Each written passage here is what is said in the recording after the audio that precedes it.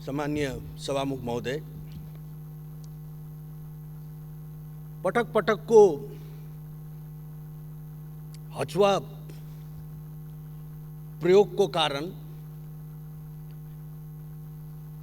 भत्किएको विकासको संरचना र त्यसलाई चाहिँ नि त्यसमा परिवर्तन ल्याउनका लागि एउटा अत्यन्त दूरगामी सोच भएको एउटा त्यो इकोनोमीलाई नि ओभरअल गर्न सक्ने, त्यसको इम्प्लिमेन्टेसनको मिसिनरीलाई ओभरअल गर्न सक्ने एउटा नयाँ दृष्टिकोण र एउटा नयाँ दृढता, त्यसको प्रस्थान बिन्दुको रूपमा देख्छु म यो बजेटलाई। परिवर्तन ल्याउने मान्छेहरूले सबै नै कुराहरूलाई बदलिँदैनन्। अंग्रेजीमा एउटा भनाइ छ, people don't do always different things, but they do things differently. मलाई लाग्छ कि यो बजेटले धेरै हदसम्म 2048 सालपछि राज्यले कुरेर बसेको एउटा सेकेन्ड जेनेरेसनको रिफर्म भन्ने गर्छु, जसलाई विश्व बदलिँदैछ, छिमेकी राष्ट्रहरू बदलिँदैछन्, नेपालमा काम गर्ने वातावरण बदलिँदैछ, टेक्नोलोजी बदलिँदैछ। ती सबैको पृष्ठभूमिमा सेकेन्ड जेनेरेसनको रिफर्म, अर्को तहको रिफर्म चाहिँ निकै ढिलो भइसकेको कुरा बारम्बार निजी क्षेत्रले उठाउँदै आएको हो। मलाई लाग्छ कि योपालि अर्थमन्त्रीज्यूले खास गरिकन निजी क्षेत्रलाई एउटा यो डेभलपमेन्टको इन्जिनको रूपमा प्रष्टसँग स्वीकार्नु, मेक इन नेपाल जस्ता दूरगामी सोच बोकेको 10 वर्षको एउटा स्पष्ट औद्योगिक विकासको ढाँचा बोकेको एउटा रोड म्यापलाई अँगाल्नु, मलाई लाग्छ कि यो सुधारतर्फको पहिलो महत्त्वपूर्ण चरण हो। स्थिरता, उत्पादनशीलता र रोजगारी वृद्धि, आफ्नै उत्पादन आफ्नै उपभोग, वैदेशिक लगानी गर्नलाई समेत महिनौसम्म वर्षौंसम्म ढोका चार्नुपर्ने स्थितिलाई चिर्दै 10 करोडसम्म डिजिटल पेमेन्टको माध्यमबाट स्वीकृति पाइने व्यवस्था, रोजगार स्वरोजगारका नाममा राजनीतिक कार्यकर्तालाई पैसा बाँड्नुको सट्टा प्रदेशलाई जिम्मेवार बनाइकन प्रदेशमा 7वटा प्रदेशमा इन्क्युबेटर खोजिकन ती युवाको सपनालाई एउटा योजनाको रूप दिने जुन साहस यो बजेटले गरेको छ, त्यो सराहनीय छ। समस्या पैसाको होइन रहेछ भन्ने कुरा विगतका आयोजना, विगतका कार्यक्रमहरूबाट प्रष्ट भइसकेको छ। 7 भन्दा बढी विभिन्न किसिमका योजना आयोगदेखि लिएर प्रधानमन्त्री स्वरोजगार कोषदेखि लिएर विभिन्न ठाउँमा विनियोजन गरिएका बजेटहरू यत्तिकै खेर गए, कार्यकर्तालाई बाँडिए। त्यसलाई व्यवस्थापन गर्नका लागि यो रोजगारीको सबभन्दा प्रमुख समस्या राज्यको, त्यसलाई एड्रेस गर्नका लागि एउटा सिस्टमको खाँचो पर्दछ, जसलाई इन्क्युबेटर भन्दछन्। म कोभिडको समयको स्थितिलाई म यहाँ चाहिँ स्मरण गराउन चाहन्छु सम्माननीय सभामुख महोदय।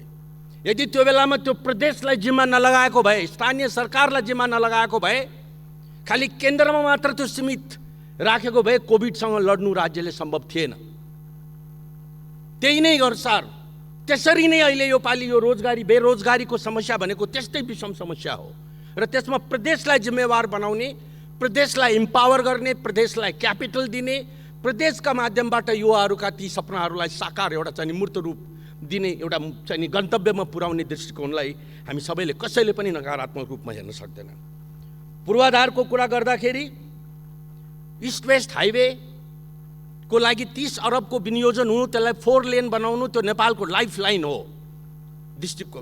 चाहे भोलि चाहिँ हामीले रेलवेको चाहिँ यो सञ्जाललाई बढाउने क्रममा होस्, त्यसको सुरुवात हुनु र त्यो लगायत अरू विभिन्न भइरहेका परियोजनाहरूलाई सकारात्मक ढङ्गबाट अगाडि निरन्तरता दिनु, पोखरा भैरवा एयरपोर्ट सञ्चालन हुन लागेको परिप्रेक्ष्यमा 10 लाख थप टुरिस्ट ल्याउने एउटा स्पष्ट व्यवस्था चाहिँ यो बजेटले गर्नु। म त 10 लाख अहिले भइराखेको र अर्को 10 लाख थप भन्दाखेरि 20 लाख मात्र भयो। मैले पैरवी गर्ने गरेको छु सभामुख महोदय कि नेपालले चाइना र भारतबाट मात्रै पनि 50 लाख टुरिस्ट ल्याउन सक्छ यदि आफ्ना चाहिँ नि कार्यक्रमहरू, उनीहरूलाई ह्यान्डल गर्ने तरिकाहरू, उनीहरूलाई चाहिने हामीले पूर्वाधारहरू र त्यो पूर्वाधारमा संलग्न हुने निजी क्षेत्रका ती व्यवसायहरूलाई साथमा लिएर हिँड्न सक्यो भने मलाई लाग्छ कि बजेटले ठ्याक्क त्यही नै दृष्टिकोण अहिले लिएको छ। 105 भन्दा बढी औद्योगिक क्षेत्रहरू र त्यो औद्योगिक क्षेत्रहरूमा निजी क्षेत्रको संलग्नतामा शक्तिखोर लगायत जस्ता चाहिँ नि गन्तव्यमा फेरि एकचोटि इपिजेड, एसइजेड जस्ता चाहिँ यो संरचनाहरूमा चाहिँ नि नयाँ प्रकारका प्याकेजहरू जसले कि चाहिँ नि एउटा कम्पिटिटिभ चाहिँ नि त्यहाँनिर उद्योगलाई स्थापना गर्दाखेरि विगतका दिनमा कुनै पनि उद्योगहरू त्यहाँ गएनन्। औद्योगिक क्षेत्रको घोषणा नभएको होइन, स्पेशल इकोनोमिक जोन नबनेको होइन, तर कोही पनि गएनन् त्यहाँ। किन गएनन् भन्ने कुराको गहिरो अध्ययन गरेपछि एउटा नयाँ प्याकेज, एउटा नयाँ चाहिँ नि कम्पिटिटिभ हुनका लागि चाहिने आधारको निर्माण यो बजेटले गर्न खोजेको छ।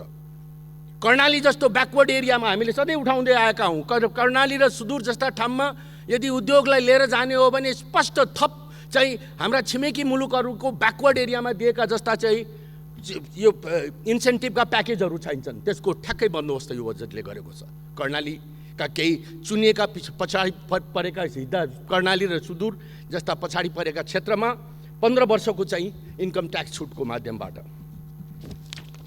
नेपालबाट बाहिर शिक्षाका लागि स्टुडेन्टहरू बाहिर जानुको कुनै विकल्प नरहेको स्थितिमा मेडिकल शिक्षातर्फ, आइटी शिक्षातर्फ, टेक्निकल र डिजिटल शिक्षातर्फ उल्टो चाहिँ नि बाहिरका फ्याकल्टीहरू समेतलाई यहाँ ल्याएर प्रदेशमा चाहिँ नि एउटा शिक्षाको एउटा चाहिँ नि ठुलो सञ्जालको निर्माण गरिकन विदेशी स्टुडेन्टलाई समेत अब चाहिँ नि अट्र्याक्ट गर्ने एउटा जुन सोच यो बजेटले लिएको छ त्यो आफैमा चाहिँ नि हाइली एप्रिसिएटिभ छ।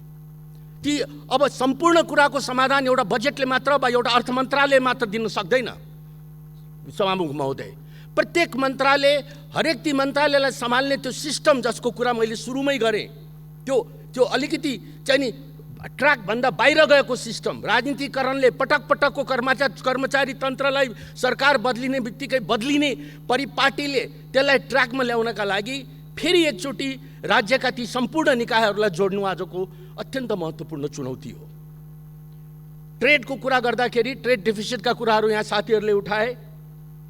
नेपालमा उत्पादन र त्यो पनि भ्यालु एडेड भएका उत्पादन, सिमेन्ट जस्ता उत्पादन, क्लिङ्कर जस्ता उत्पादनहरूलाई छिमेकी मुलुकमा लग्नका लागि 8% को सपोर्ट प्राइसको चाहिँ प्रावधान आउनु, 30% चाहिँ इम्पोर्ट घटाउने स्पष्ट एउटा चाहिँ आँकडामा आधारित चाहिँ एउटा सोच राख्नु र निर्यातलाई चाहिँ अगाडि बढाइकन त्यसमाथि पनि खास गरिकन कृषिको उत्पादनमा चाहिँ आयात, कृषिको उत्पादनकोमा लाग्ने आयातका भन्सारका दरहरूमा थप चाहिँ त्यसमा चाहिँ एडजस्टमेन्ट गरिकन नेपालको कृषि क्षेत्रलाई प्रतिस्पर्धी बनाउने क्रममा यो बजेटले महत्त्वपूर्ण भूमिका खेल्ने सङ्केत दिएको छ सभामुख महोदय। पश्चिम सेती लगायत मेगा बुढी गण्डकी, नलगढ र पश्चिम पञ्चेश्वर परियोजना, यी परियोजनाका बारेमा हामी लगभग सबै नै जस्ता चाहिँ बजेटमा सुन्ने गर्दछौँ। हामी चाहन्छौँ कि जसरी चाहिँ अहिले हालसालै अरुण 4 को एउटा स्पष्ट चाहिँ बिजनेस मोडल तयार भयो, एउटा जोइन्ट भेन्चरको मोडल तयार भयो, त्यस्तै गरिकन यी मेजर प्रोजेक्ट्सहरूलाई मैले योभन्दा पहिला पनि यसै चाहिँ मञ्चमा यो कुरा उठाएको थिएँ। ती प्रोजेक्टहरूलाई चाहिँ एउटा स्पष्ट चाहिँ दृष्टिकोण, एउटा स्पष्ट दिशाका साथ समय सीमामा बाँधेर यदि त्यसलाई छिन्ने हो भने मात्र हामीले चाहिँ यो ट्रेड डेफिसिटको बहुत ठुलो खाडल पुर्न सक्छौँ। त्यो फाडल पुर्ने दृष्टिकोणतर्फ, दिशातर्फ जलस्रोतलाई त्यसको एउटा माध्यमको रूपमा चाहिँ अगाडि लिएर जाने सङ्केत त्यो बजेटले गरेको छ, त्यो सराहनीय छ। यत्तिकै म सिध्याउन लाएँ सभामुख महोदय, यत्तिकै चाहिँ कौडीको भावमा जाने हाम्रो चाहिँ सुदूरपश्चिम र कर्णाली क्षेत्रको जडीबुटीहरूलाई आफ्नै देशमा प्रशोधन गर्ने, निजी क्षेत्रसँग मिलेर कर्णाली क्षेत्रमा कारखाना प्रोसेसिङ कारखाना खोल्ने चाहिँ स्पष्ट जुन सोच अगाडि आयो, त्यो अर्को एउटा मलाई लाग्छ कि बहुत महत्त्वपूर्ण यो बजेटको चाहिँ एउटा चाहिँ माइलस्टोन हो। यो बजेटले मैले अघि सेकेन्ड जेनेरेसनको रिफर्मको कुरा गरेँ सभामुख महोदय। टेक्नोलोजी फोकस्ड बजेट भन्छु म यसलाई। Digital bank, venture capital, private equity, विभिन्न चाहिँ स्टार्टअपलाई चाहिँ एउटा चाहिँ नि गन्तव्य दिनका लागि खडा हुने प्रदेशमा खडा हुने इन्क्युबेटरहरू, बाहिरबाट चाहिँ नि वर्क फ्रम होम, बिपिओ जस्ता किसिमका चाहिँ नि अहिले नयाँ टेक्नोलोजी जन्माएका सम्भावनाहरूमा मुलुकलाई जोड्नका लागि स्पष्ट एउटा दिशा सब बाटो खोलेको मैले सङ्केत पाएको छु।